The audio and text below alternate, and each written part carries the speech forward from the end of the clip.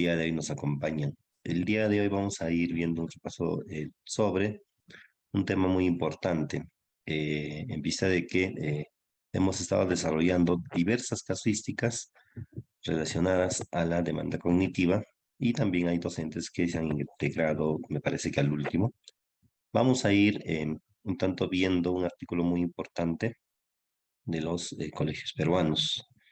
En este extracto se resume de forma muy concreta lo que es la demanda cognitiva para el área de matemática, entendiendo de que nosotros generamos muchas oportunidades de aprendizaje en el aula a través de las actividades que planteamos justamente para que nuestros estudiantes demuestren sus desempeños.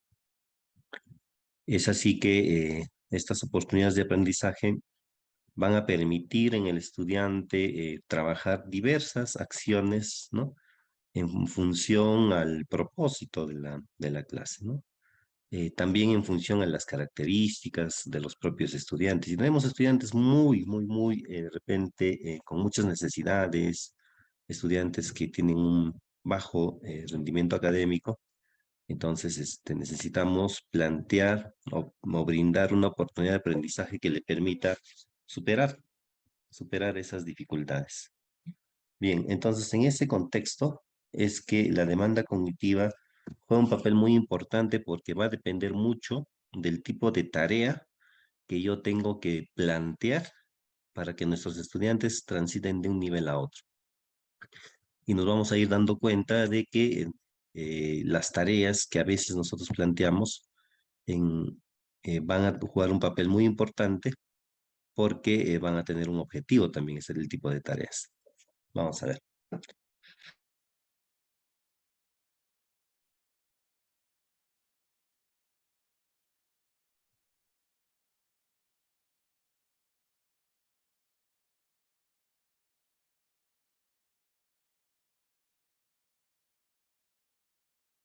Bien, entonces, la tarea, ¿no? Es una actividad que yo intencionalmente propongo a mis estudiantes, ¿no? Dentro del desarrollo de una competencia, ¿ya? Pero para que pueda el estudiante explayar sus habilidades y demostrar las capacidades. Entonces, las tareas que nosotros vamos a ir dejando en clase tendrían que estar relacionadas con el propio contexto del estudiante. Dentro de la educación matemática realista, eso es lo que se busca. Se busca que las tareas que nosotros vamos a ir planteando tengan un vínculo con lo que el estudiante ya en algún momento ha experimentado, ¿no? Tengan un vínculo con lo que el estudiante en algún momento ha observado o le parece familiar. Entonces, dentro de ese marco, la demanda cognitiva va a ser esa caracterización, ¿no? Del tipo de tareas que nosotros vamos a ir proponiendo al estudiante, pero que va a tener una intención en su complejidad, ¿no? De los procesos cognitivos que yo quiero estimular en cada uno de mis estudiantes. No es lo mismo presentar una adición -7 más -3 con números, en este caso enteros, ¿no? No es lo mismo que trabajar otro tipo de tarea que involucre un problema. Entonces, va a depender mucho del tipo de tarea que yo quiero un tanto proponer a mis estudiantes para que sean ellos también quienes se involucren en el desarrollo de dicha tarea. Vamos a ir viendo que existen tareas de memorización, de aplicación de procesos y demás. Entonces, algo que de repente nosotros vamos a tomar en cuenta para el desarrollo de las casuísticas en el área de matemática va a ser esta segunda concepción, ¿no? La clasificación de tareas, ¿ya? Va a depender mucho de los procesos que yo quiero observar en mis estudiantes, de esos procesos que implica trabajar cada una de las tareas. O sea, hay tareas que implican trabajar un solo proceso común, ¿no? Para todo. Hay tareas que implican trabajar diversos procesos, una combinación de procesos. Entonces, O hay tareas también que no implican ningún proceso. Vamos a ir viendo. Entonces va a depender mucho de lo que yo quiero abordar en el aula y lo que quiero atender con mis estudiantes. Stein hace una clasificación de las tareas, en este caso con demanda cognitiva. Stein la define en dos, ¿no? Dos, en este caso, dos grupos. Una de ellas van a ser las tareas de baja demanda cognitiva, ¿no? Y que van a tener sus propias características, y otra van a ser las tareas de alta demanda cognitiva, que también van a tener características propias. Entonces, la aplicación de las tareas entre uno y otro va a depender mucho de lo que queremos abordar en el estudiante. Si yo quiero que ese estudiante, ¿no?, empiece a trabajar algo básico o a consolidar conocimientos básicos, obviamente yo tengo que proponer tareas de baja demanda cognitiva para que luego vaya transitando en las tareas de alta demanda cognitiva. Si yo ya sé que mis estudiantes tienen la noción, tienen las concepciones básicas o elementales del tema, de la situación que estamos trabajando, entonces yo no puedo atreverme a trabajar con tareas de baja demanda cognitiva porque no voy a lograr nada. Al contrario, ya tengo que atreverme a que se planteen tareas de alta demanda cognitiva. Entonces ahí es donde ingresa o calza muy bien la contextualización.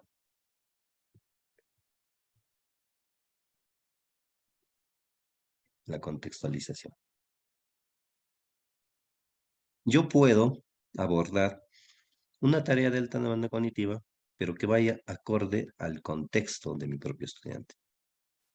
Sí, puedo iniciar con ello, sí puedo. ¿Por qué? Porque va a tener una fortaleza, que ese estudiante ya la tarea en algún momento lo ha vivido, lo ha experimentado y tiene nociones de lo que se tiene que hacer.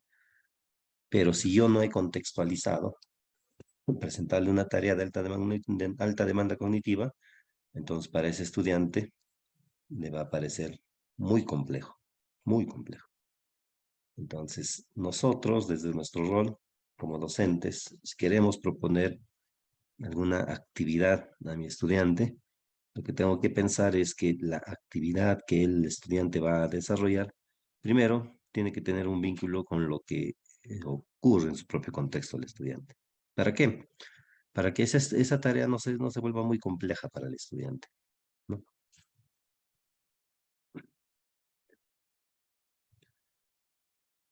Estas tareas, por ejemplo, la tarea de baja demanda cognitiva, son aquellas tareas en las que vamos a irles también subdividiendo. Van a haber algunas tareas que implican solamente la memorización, ¿no? Y van a haber tareas en las que el estudiante va a tener que trabajar algunos procedimientos, pero sin conexión con los conceptos. Y a eso nosotros le llamamos operaciones de cálculo. El cálculo está acá. Entonces, cuando a ustedes se les presente alguna situación o alguna casuística en la que les pida identificar a qué tipo de demanda cognitiva es una u otra actividad, entonces lo primero que tiene que venir a tu mente es esto, que las tareas de baja demanda cognitiva se subdividen en dos. Si la actividad es una actividad que implica memorizar, automáticamente vas a identificar que es una tarea de baja demanda cognitiva. Si la actividad o tarea implica que el alumno realice procedimientos para solucionar un problema, entonces también sigue siendo de baja demanda cognitiva. Y cuando me refiero a procedimientos sin conexión, me estoy refiriendo a que, por ejemplo, ¿no?, tenemos una función, vamos a ponerle f de x, ¿ya?, igual a x al cuadrado más 5. Entonces, una tarea de baja demanda cognitiva va a ser cuando calculamos el f de 5, por ejemplo.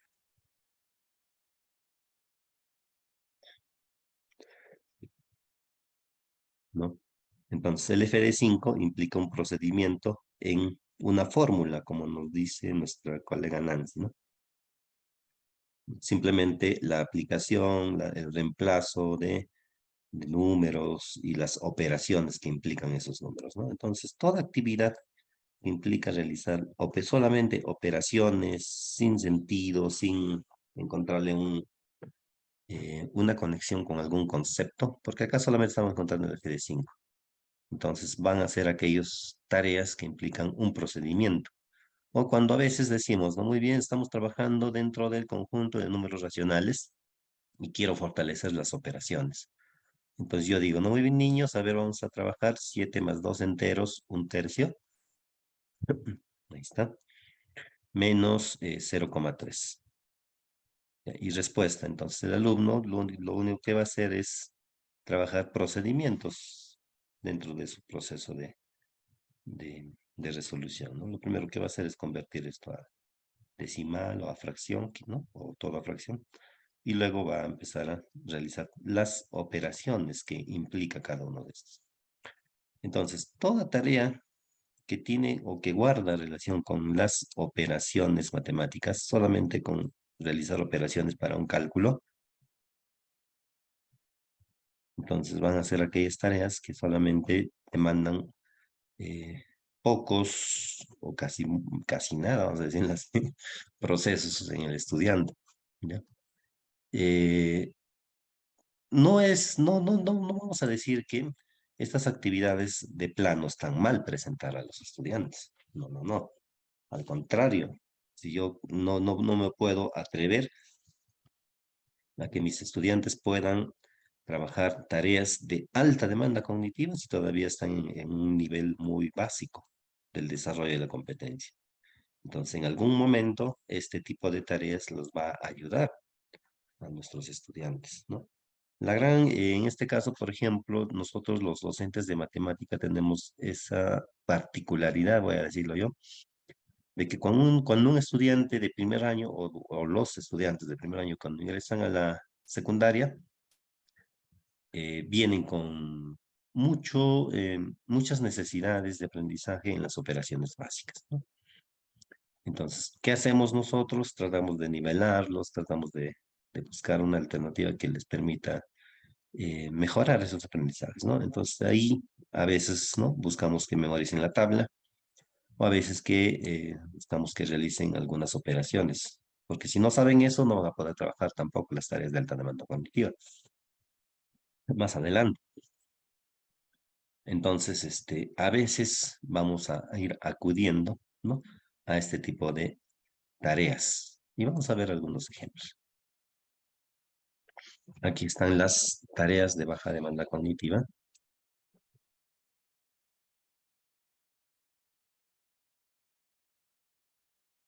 Por ejemplo, tenemos tareas de memorización, ¿no? Cuando de repente estamos trabajando números irracionales, ¿no? A ver, ahí la raíz de 2 y los alumnos tienen que seguir un proceso ya, ¿no? Establecido para encontrar ese valor. O a veces buscamos que el estudiante pueda memorizar los números primos, ¿no? La actividad, a ver, ¿cuáles son primos? Entonces, eso, que no está mal, obviamente, pero sí no es el foco del desarrollo para el desarrollo de la propia competencia. Además que este tipo de actividades, si nosotros vamos a ir observando bien, por ejemplo, dice, ¿no?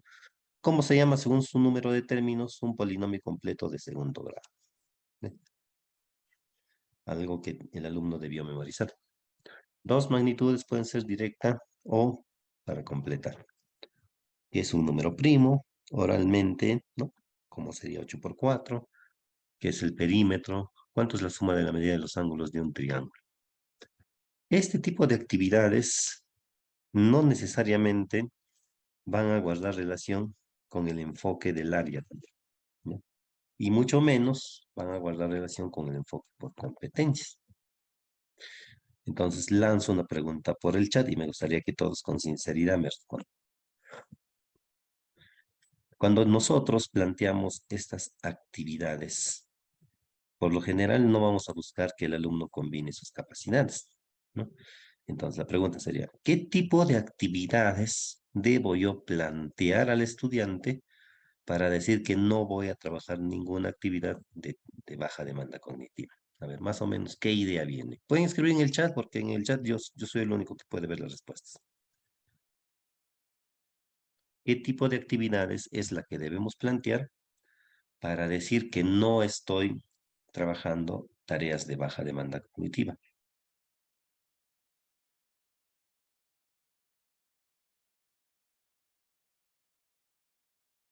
A ver, vamos escribiendo en el chat.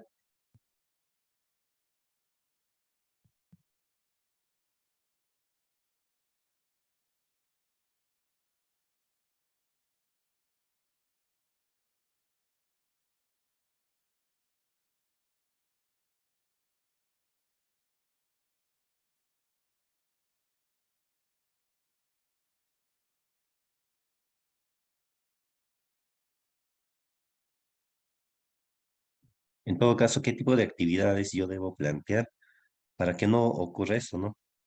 Ahí está. Ahí está. Por ejemplo, nos dicen que puedan trabajar situaciones intramatemáticas. Muy bien. O que analicen e interpreten situaciones, pues. Entonces, aquí es donde voy a hacer una pausa y vamos a ir un tanto comentando. Dentro de los conocimientos didácticos de especialidad, ¿no? Y curriculares a la vez, el currículo nacional y el programa curricular hacen un énfasis en el desarrollo de las competencias del área matemática, pero que estas están centradas, ¿no? En la resolución de problemas. Entonces significa que su enfoque está centrado en la resolución de problemas. Y cuando nosotros presentamos esta actividad, entonces pierde sentido el enfoque, ¿no? El enfoque es la forma de ver, ¿no? En las cosas. Entonces, cuando yo digo, voy a trabajar bajo el enfoque por competencias y voy a trabajar bajo el enfoque centrado en la resolución de problemas, entonces lo que yo tengo que presentar al estudiante no va a ser pues, esta actividad, porque no es un problema, ¿no? Tampoco voy a presentar esta situación, ¿no? Tampoco es un problema. Además, que la segunda característica del enfoque centrado en la resolución de problemas, literalmente dice que nosotros, los docentes, debemos plantear situaciones significativas para el estudiante. Estas situaciones significativas, ¿no? Son aquellos acontecimientos que ocurren en el contexto del estudiante y que se deben procurar atender a todas las competencias del área. Es así que cuando nosotros planteamos una situación relacionada, por ejemplo, a la forma, entonces estamos convirtiendo esa situación significativa, la estamos un tanto convirtiendo a una situación que para el alumno va a ser una situación problemática de forma. Entonces, yo quiero abordar por ejemplo, las transformaciones, ¿no? Entonces, yo tengo que buscar en el contexto del estudiante una situación que se le presente donde se pueda abordar el componente de movimiento. O también pueda trabajar una situación problemática que le permita trabajar el componente de localización. Cada competencia tiene sus propios componentes y para desarrollar o para lograr trabajar cada uno de esos componentes, yo tengo que plantear diversas situaciones. Entonces, es así que pierde sentido este tipo de tareas, ¿no? En el área de matemática para denominarlas de alta demanda cognitiva. Entonces, otra idea que nos va a ayudar a poder plasmar este concepto es la formulación de situaciones que tengan un contexto, ¿no? Que estén bajo un contexto. Una situación bajo un contexto es de alta demanda cognitiva.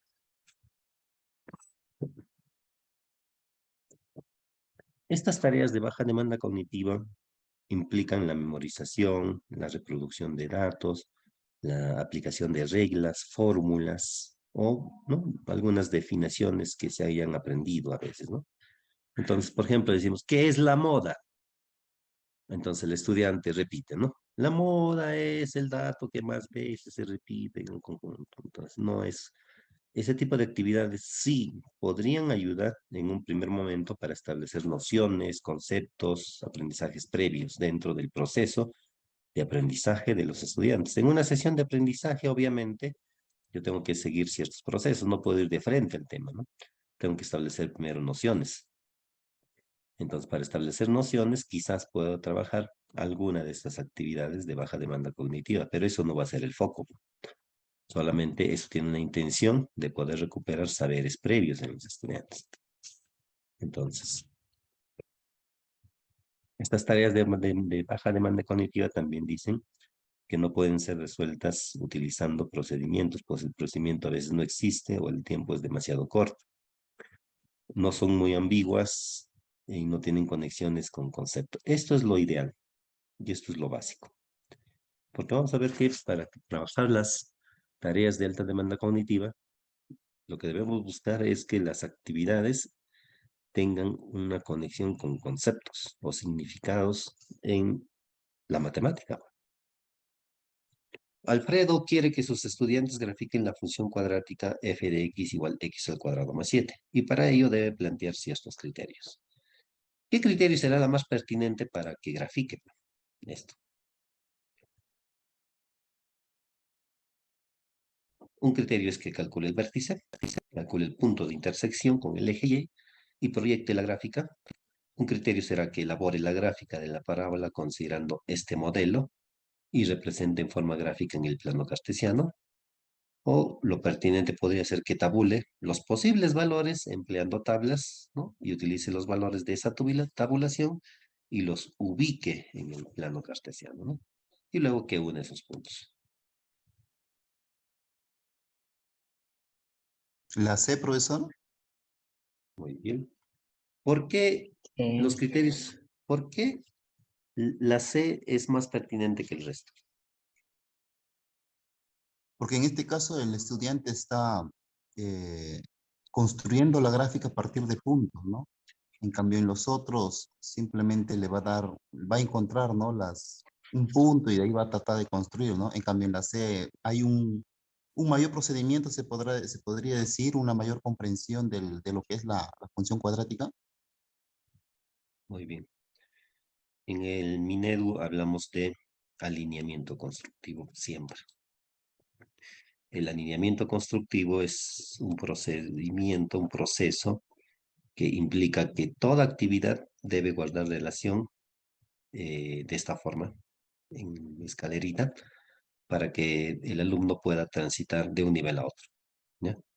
Entonces, si yo quiero, mi propósito es que grafique, para que grafique, yo debo establecer criterios de evaluación. Y esos criterios de evaluación automáticamente me van a dar una mirada, no una mirada, me van a permitir plantear las actividades de aprendizaje. Entonces, sin criterios no hay actividades, mentiras. Entonces, obviamente, yo quiero que grafique, necesito una actividad pertinente para que grafique es que tabule. Entonces, mi actividad 1, niños, tabulen. Entonces, si yo les estoy pidiendo que tabulen, entonces eso tengo que evaluar. ¿Ve? Si este es mi propósito, entre comillas, vamos a llamarlo así, específico. A ver, en esta actividad, ¿cuál es el propósito? Que tabulen, porque tabulando van a poder graficar. Muy bien, entonces, ¿cuál es el criterio? El criterio tiene que ir alineado a la actividad. Entonces, que tabulen. Entonces, aquí entra en juego la planificación con la evaluación, van de la mano, ¿ve? Lo que yo planifico, lo evalúo. Si yo observo que todos mis estudiantes han logrado tabular y a partir de ello, como dice el criterio, han podido ya graficar la curva, ¿no?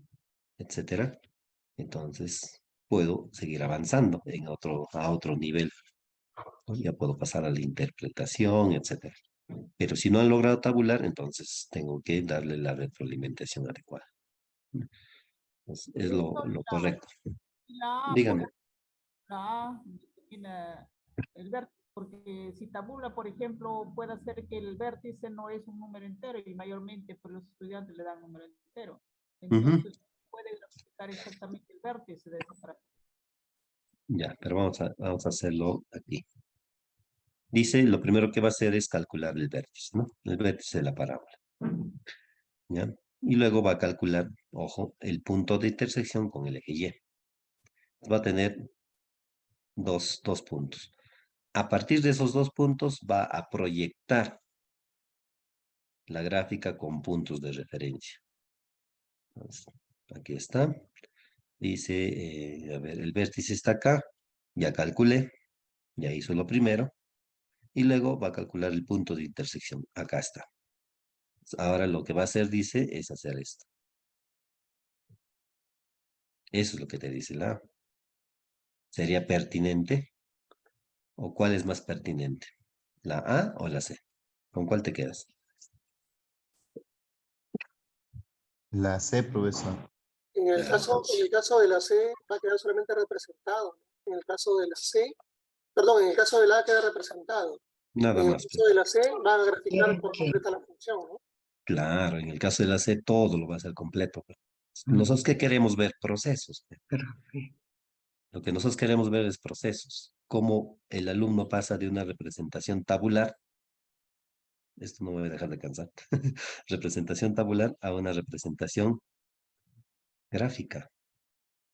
Bien, Raymond Duval eso es lo que nos dice. Dentro de las representaciones semióticas, en esta competencia busquemos lograr que el alumno transite de una representación de lenguaje común a una representación, que es esto, de algebraica, representación algebraica. Y de esa algebraica que pase a la tabular y de la tabular a la gráfica. Esa es la secuencia y la forma de trabajar esta competencia. Pues lo pertinente, yo como docente tengo que buscar de esto pase a la tabular y de la tabular a la gráfica. Bien, estimados docentes, el día de hoy estoy con una computadora que no tiene cámara y también mi cara no me Profesor ayuda. Enrique, disculpe, ¿podría enviarme el link de asistencia? Angelita, ¿nos ayudas en el link de asistencia, por favor? Estaba que le pidió hace rato, más de 1 hora y nada, no me envían, gracias. Angelita, te están pidiendo el link de asistencia. A ver, en el chat creo que lo tengo. Espera, Muchas gracias, profesor.